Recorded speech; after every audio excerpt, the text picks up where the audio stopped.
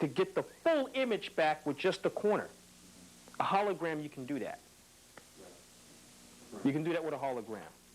Why? It's geometric, the way its composition and its energy. So when you talk about being able to do things in this day and time that you probably were able to do before, but we've been slacking off, like animals growing back limbs. We have the same basic chemical in our DNA that can allow us to grow back another arm or a leg that they do. But we're not taught about it. So you can lose items. The entities that are supposed to come back, for lack of a better term, most people hear the word day of resurrection. What is that?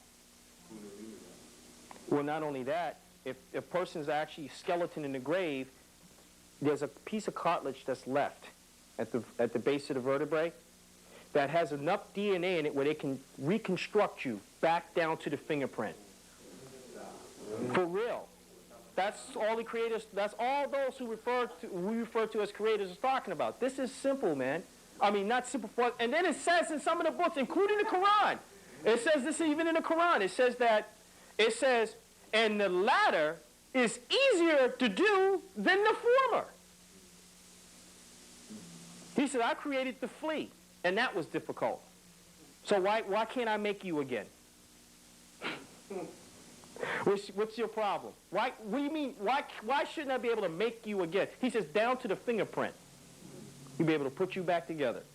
Piece of cake. Does that mean memory too? We don't die?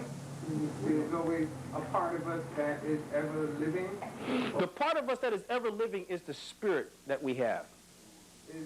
That's ever living. Okay, but you're speaking about something like DNA.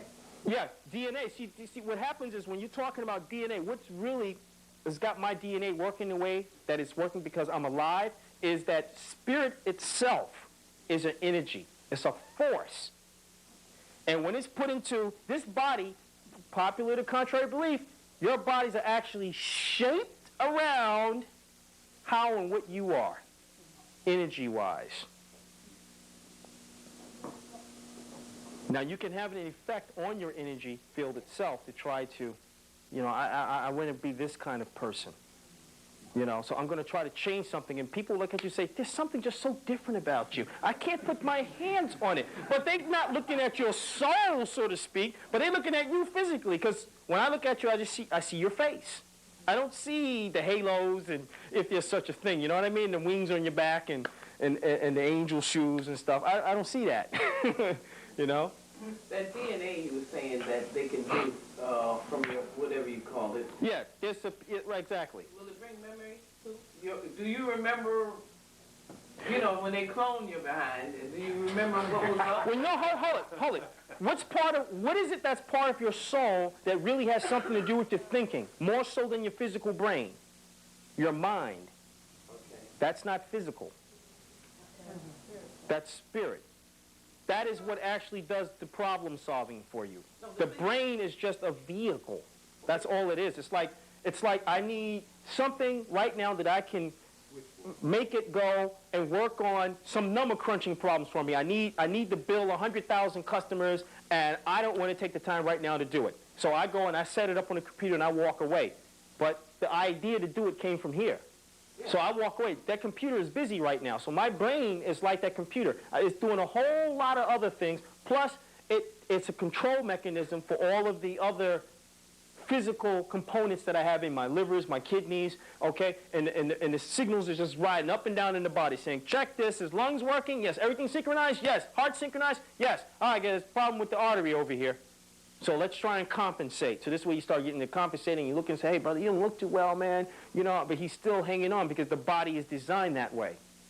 No, I'm talking about what you said earlier. You said the skull is a skull, and then there's a thing that they can make your DNA. No, at the base. Yeah. There's DNA. There's a piece of cartilage just left that has a piece of, and it says for some reason, everything else can disintegrate in the grave. The bones go to dust, but there's this little piece that will not do that. So now if they clone you, I mean, put DNA in... Well, these entities, first of all, that we're talking about this is much more than just cloning. This is what the Egyptians used to talk about with regeneration chambers. That's what I That's along those lines. So that is not really all that old. So people have always known about it and have never doubted the possibility of such a thing being able to happen. They've never doubted, and then you can find it throughout other cultures. So now when you're reading about it in the Old Testament or the New Testament, and you come across it even in the Quran, for those of you who read the Quran, you shouldn't be amazed or surprised. It's an actual science. It's an exact science, as a matter of fact. Now, that's different from somebody else trying to clone you. Like with this guy back here, he's doing cloning the animals. Mad cow disease, we talked about many times where that came from. The animal's cloned out so many times that its own DNA is starting to break down on itself. So you get it slobbering from the front, slobbering from the rear. So how do you know you're actually eating a real animal, let alone fruit? So you be very cautious, because the Old Testament gave you a law in the book of Leviticus that deals with eatable and non-eatable. You see? And the same thing with, unfortunately, many Muslims get out to eat the shrimps, lobsters, and all this other kind of stuff. I'm just simply saying, if you follow that persuasion, then you should know that the law says eat that which has been made lawful. Now, how are you going to know what's been made lawful is you're going to wait till your scholars sit down, and they're going to dictate to you and say, well, we made a ruling on it. And the ruling says that you can actually eat the scavengers of the seas that's down there cleaning up the bottom of the sea, because it is considered fish and catch of the day. This is what they've done. That's madness. Certain animals are put here, instead of building computers and doggone street sweepers and stuff, you send a hog out into the street. That's his function. It's your biological sanitation department. It cleans up stuff. I mean, what do you think? Think about it. What did people do even back in quote-unquote ancient Egypt, Ethiopia, and all these other places? How come they didn't have a problem with landfills? How come you don't read about an ancient landfill? I can't seem to find these things. What's going on? How does reincarnation play? Reincarnation, now you're talking about your body is now back. Okay, we're talking about your body. We're not talking about what other people talk about. You was here before, and now your spirit keeps coming back, and getting more experience. I can't really talk about that to the extent to simply say that, obviously, the spirit and soul is an energy. It does not die. That's number one. And with other entities being able from different dimensions as a result of what's starting to happen now with this man messing everything up back here, working with other aliens who are saying, yeah, do that, that'd be good for you. And then they run off in a little protection chamber somewhere, and you sitting there going, all right, they said do it. Okay, here we go, cover our eyes. Press the button. Boop, you know. Hey, look, we got visitors in here. See what I'm saying? And then the visitors go from that point to another point. But this is what's going on. This is the way this woman physicist explained what's happening today with this quote-unquote new direction at physics and trying to find a final theory. You know, I don't remember her name right offhand, but you can look her up on when you go to, you give them the web page and it can go to Leading Edge. She's in there. She makes some very good points in there about what the heck that they're doing. They're ripping up the time continuum by stuff that they're doing. Another person who might know about this would be Little Flower. She would know about that too. Little Flower would know about that too, ripping things up. But I'm just simply saying, I'm just trying to synopsize on what I've been babbling about since I've been here. So far I'm not wasting any time. And you don't come back up here again. Well, I can't help it. This is a nice group, man. I mean, it's like the magnetism is beautiful, man. I start talking, next thing you know, I'm going to be laying back there on the floor, talking with my feet crossed. Hey, grapes! Nowhere near the thing here. But anyway, there's a lot of things are not necessarily as complex or complicated as some of us might think it is. Just open your eyes a little bit more, basically. Just open your eyes a little bit more. The stuff has always been here. We may not have the exact manual to say, okay, do this like this exactly. See, that's what we had before. We had the exact details on it. What this man has done is he's taken a core out. He's holding the manuals, okay? But because he's holding the manuals has not made him any smarter than us. Because this guy is jacking some things up in ways. Look, what is it, Wednesday? There was snow in Hawaii. Yes. Okay? There was snow in Hawaii. Hawaii was in the middle of a snowstorm. You ever heard of such a thing? No. One of my friends called me up from the Apache Reservation in Arizona and told me it was the strangest thing. I mean, it's not like they've never seen snow or they never visited anyone in the other place where there's snow, but to walk out in Arizona in the desert and there's snow on the ground, that was very strange to them, to the Apaches. They say, oh, we know it's winding up now. All right? the earthquakes that are starting to happen. See, first of all, you got a lot of things going on at the same time. You got weather modification equipment, okay? Now, this is one of the things, quote unquote, that the beast. Weather modification? Yeah. The main base is in Washington State. It's in Washington State, not D.C., Washington State. It's a huge facility. It's a joint facility between the Air Force and the Navy. And with that, they're actually able to now punish nations from a distance. They can take away the clouds. They can bring clouds. They can try to make it rain to drown you out. So now, again, hold on a second. Now you're dealing with something that you may consider major or minor. But again, all of these things still affect us ultimately. So you'll need to know when it's thundering and raining, who did it. Well, How do you find this? tornadoes, everything. Well, you see, first of all, when this white man does something, right, it's a toy. So he's riding a tricycle, and he's like, hi, doggy, look at me. So he's got, when they had tornadoes touchdown, he had a tornado touchdown that was rotating in one direction, and the other one was going in the other direction, and it was moving side by side. You were saying, that defies the laws of physics. What happened here? Meyer, I guess that would explain why every time you have a hurricane in a certain area like the Caribbean islands and whatnot, I've noticed, right, it comes very close to New York City, but it never actually hits. Well, because you got the boys at Montauk who's already have the electromagnetic field set up over there, and what they do is, because you can always tell when they open it, they say just check for the flow of water. As Preston Nichols had showed me in his van when we were out there at Montauk Point, is pick a radio station. Now, this has got something to do with time consciousness also, okay? There's a particular type of transistor that is used in radios, and the first company you had was RCA. TCI used to be RCA. TCI, the School Technical Career Institutes. And there they said that they used to actually have the aliens go in there in daytime. Trench coat, nice hat, glasses, the whole bit. And they're going in there, and they're trading in these chips, teaching us about these chips. Not me, I wasn't personally there.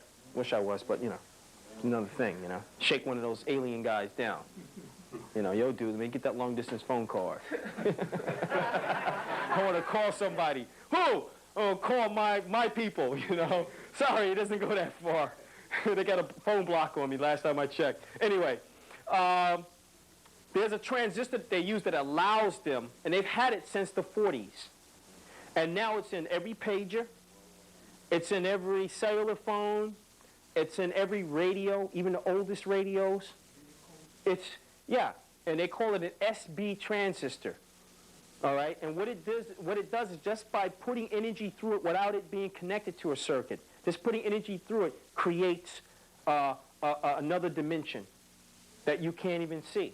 And sometimes if you got cable TV, which is a perfect example, and even whether it's on or where it's off, you feel the energy continuing to come out because they all use that technology. And with that, cable television, what makes it so different and unique is the fact that it's coax. So you transmit and receive on the same wire.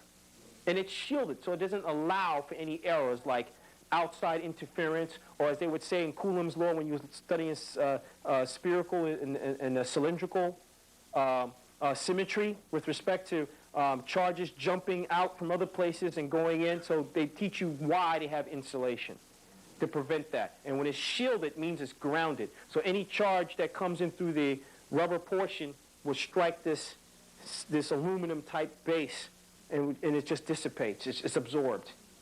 But it never makes it to the core of the actual wire itself. So does that explain why your TVs, like especially if like digital TVs, that if you don't unplug them, that they can watch you while your TV is off? Well, they can watch you. As a matter of fact, if you look on the back of your televisions as well as your computers, it will tell you what, there's some FCC something there. Why do they need to do that? With this computer that's back here in the back room that's turned on, if I have the right equipment, I can actually know what he's got up on the screen without walking into the store.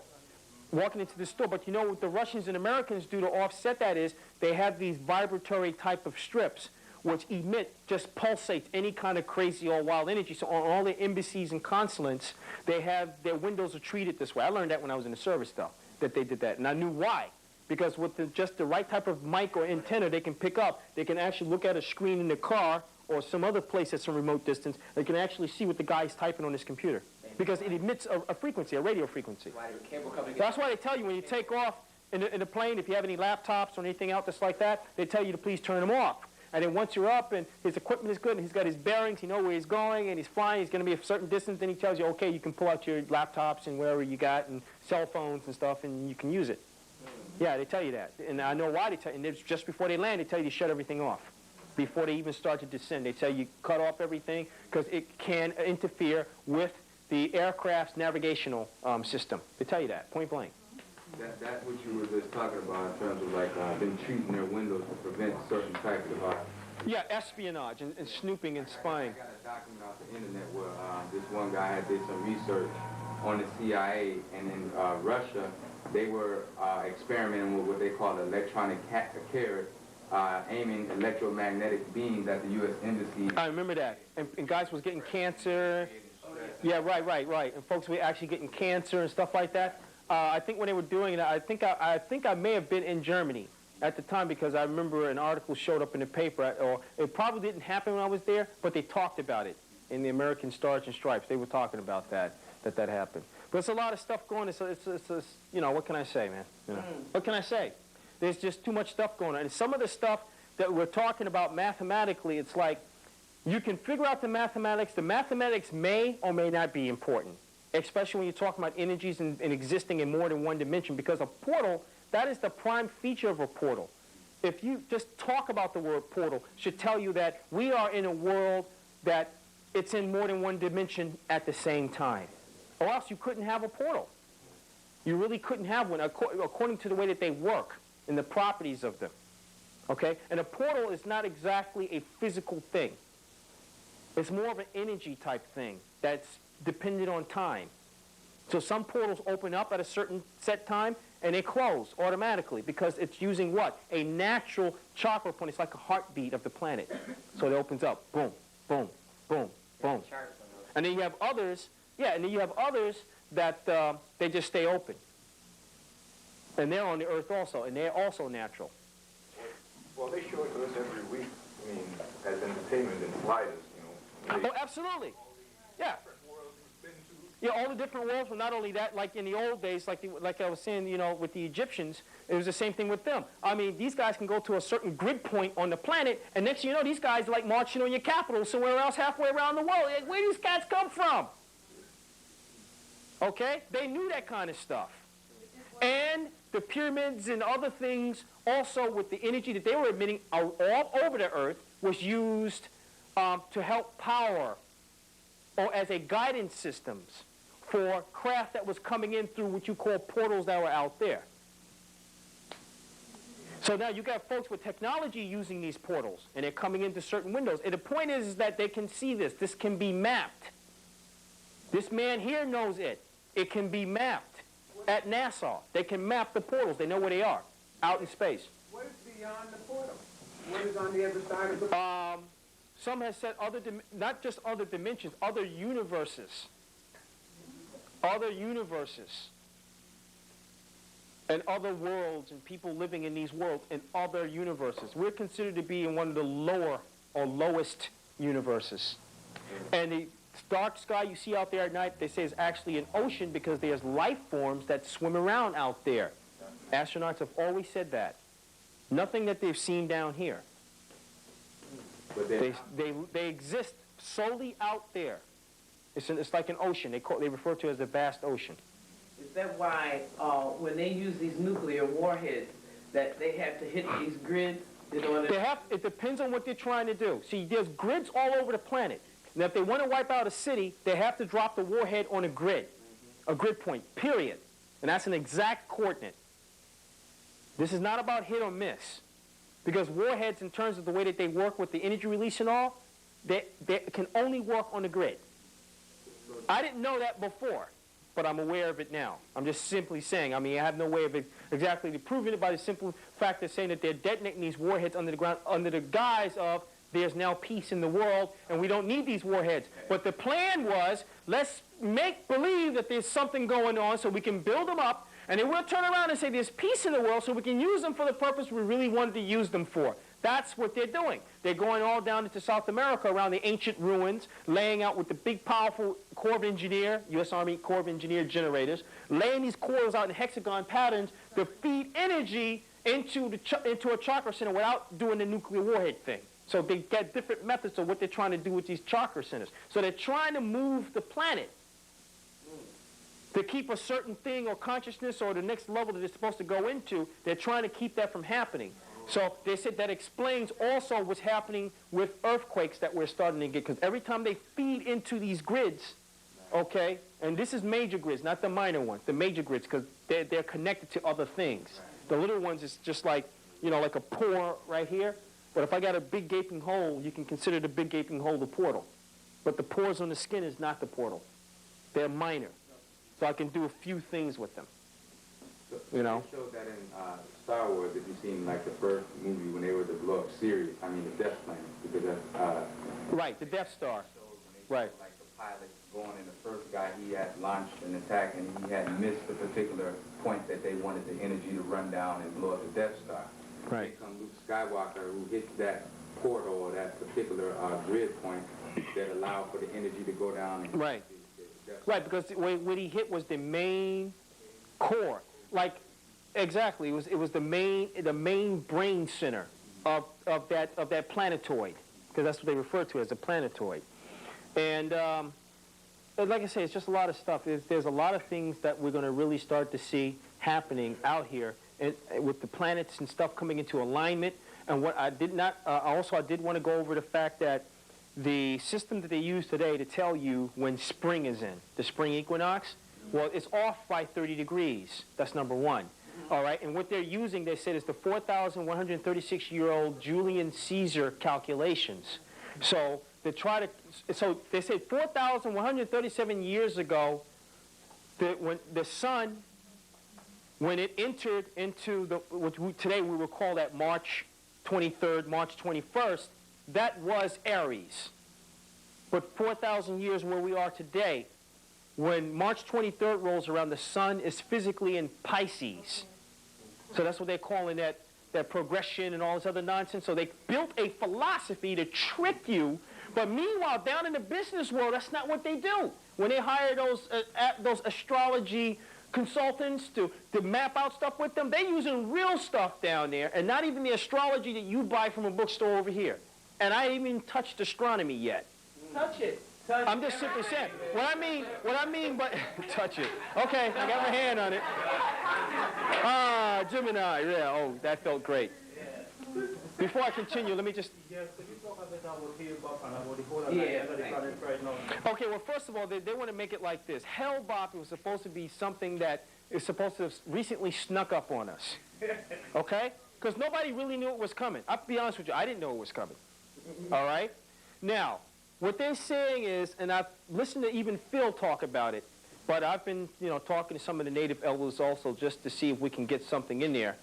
And one person referred me, go back to the Old Testament pseudepigrapher, go to Sister Sybil, and see what she was saying about it and what the Creator showed her with respect to what's going to happen as a result of all these things. Accordingly, we're going to get pounded. All right? But this thing that is coming is supposed to be alive. Yeah. It's a living thing. Okay, it's not just a rock. Okay, remember, out there is an ocean. Okay, and what we refer to as living things doesn't hold for out there, because we may look at it and say it's just a rock. So let's set up a couple of warheads at it. See, so what they were showing you was the two pieces of rock falling on that TV series they try to show you, Asteroid. That's what they're talking about, Hale-Bopp. So they're trying to prepare you in your mind. They're trying to now give you two sides of the coin. They're trying to show you, yeah, we can take this thing on. See what I'm saying? And we can just wipe this thing out. But in other literature that we've read regarding the approach of Hale-Bopp, but they didn't call it that. Even the people was trying to let us know the real deal. They said that they have detected 50 different frequencies coming from that one major rock, which simply meant that it is intelligently controlled. And so they said that, look, we're in for an invasion. But some of the white boys have sat back and said, but we're not going to sit here and just take it just like that. Okay? Because I'll be damned if I'm going to let these niggers go. They mine. I own them. That's why they were, but, Okay? And I ain't letting them go. No? that's why they have to go tune the Hubble telescope. Oh, absolutely. But see, every time you turn around, they keep going to tune this thing. Now, hold on a second. Now, if this thing is using, okay, electromagnetic sensors, what are you talking about polishing mirrors for? I mean, what the heck is this? Come on, if you can go get a basic handbook on optics and sit there and read about that. Once a mirror is damaged, keep this in mind. Once a mirror of that type is damaged, you cannot repair it. So they showed you that bag of garbage. You cannot repair it. If it is damaged, the only thing to do is replace the mirror. That's all you can do. Okay? It's the same thing with fiber optic lines. If you put a kink or a bend in it, and it's actually bent, it's no good. You gotta replace the whole thing. Because now you're dealing with the effect of light refraction and everything else in there. So you don't have what you have, your signal is now distorted and warped. So you gotta replace the whole fiber line. Or unless you, and not only that, you can't even repair it. You can't splice another fiber line into that fiber line. Sorry, you gotta replace the whole thing. That's the way it is. Because what happens if you cut it and you say, well, look, I think I can fix it. If you cut it, what happens? You got yourself, you got a mirror right there, right? And you got another mirror right there. So now you got these laws of physics that are now dealing with the refraction of light bouncing off here and here and here and this. And then it's like, but are they going to be in sync? I don't know. So now you got to try to be as accurate as you possibly can with making sure that when you lay the two cables down there that they're actually the same height. Okay? It's just too much problem, man. Run another cable. Run another cable. They don't have a person that they refer to as fiber repairs. And it's glass. Yeah, exactly. Okay, you ain't splintering that. But it's a lot of things that, you know, that we're dealing with. So when you talk about that, they talked about long time ago, back in, I think, the 80s, that they're supposed to have picked up 50 frequencies from this rock that they called that was coming through space that was on its way here. But they didn't exactly say what the rock was, but they didn't call it a comet either. Okay? They didn't say it was an asteroid. They didn't say that. They just simply left it like that, 50 frequencies. 50 frequencies? What's going on here? You know? So, what I wanted to say about the calendar system is the actual spring equinox is around April 20th or April 21st. And you know how you also can figure it out? If you just get a simple astronomy CD and you put it into the computer and you type in, let's say, a date, and you want to see how the constellations, where everything is, it's not dealing with astrology. Astronomy is a science. It's an exact science. So it's going to let you know exactly where things are. So when you look and say, wait a minute, the sun is actually in constellation X, but they said it's over here. They told me it was over here. So that's what you're left with, what they told you where it was. All right? So then you start reading the book. So I went to one of the bookstores and I picked up a little book called Astronomical Handbook of Calculations for Calculators. So I don't have to write a computer program. I can just sit and do simple things. So I found out a couple of things. They said that the number of days in a year, see, if they can change your way that you see and perceive time, then they got you. They told you that the exact calculation, and they also tried to pin this on the Egyptians, and I don't think that them boys came up with that. There was 365.25 days a year. Because that is not the path that the sun travels in an ellipse, not a circle. If you do a circle, then you can come out with 365.25. But what some of the Old Testament pseudepigrapha books said, the number of days in a year was 364. So this man that people even referred to as Jesus kept a 364-day solar calendar. How did he do that? And they got another trick for you, is in the year 2000 or 2003 or 2005 or 2007. They're trying to decide. They're going to reintroduce the 364-day solar calendar. Now, if they didn't know the truth, how are they going to do it? If they didn't know the truth, how can they do that? Based on what? So I'm sitting there trying to figure out how many days it is if I try to calculate an ellipse. It's very hard. It's very hard trying to do it that way because what you're dealing with is something that's like an oval. So you're going to hyperbola and hyperbola over here, and then you're trying to do this angle and forget it. It's a lot. You're going to have a lot of, and the thing is, how infinite can you get? How much of a slice can you take? And you can't use that as an approximation for the entire thing. Because at each point that the sun is moving, if it's within an ellipse, it's a different calculation, it's a different height, it's a different angle. But if you make the assumption that you're going to do what is called take the mean calculation. You see, this is another way the white man says, okay, hold on to your hats, y'all. You know the real deal is very hard to calculate. Yeah, so we've got a trick for that. Standard mean. So we're going to calculate the sun's mean position. So they look at, here's the ellipse. They say, we ain't going to even deal with this. So they say, assume that the Earth travels in a circle. That's what they mean by the mean. And the point of reference is actually farther away than what the sun is really, because they show you in the handbook, they show you, if we had some chalk, I could draw it for you, but they show you an ellipse inside of a circle, and they put a point on the ellipse to say, this is where the sun really is, the true sun's position. And they say, here's the mean. It's up there. That's not where it's at, though. So now, quite naturally, everything's going to be thrown off now when you try to calculate stuff. Okay? But they don't want you to know that stuff is thrown off. You're not supposed to know that. Wasn't this done with like the approximation of a day? Because I read a science journal.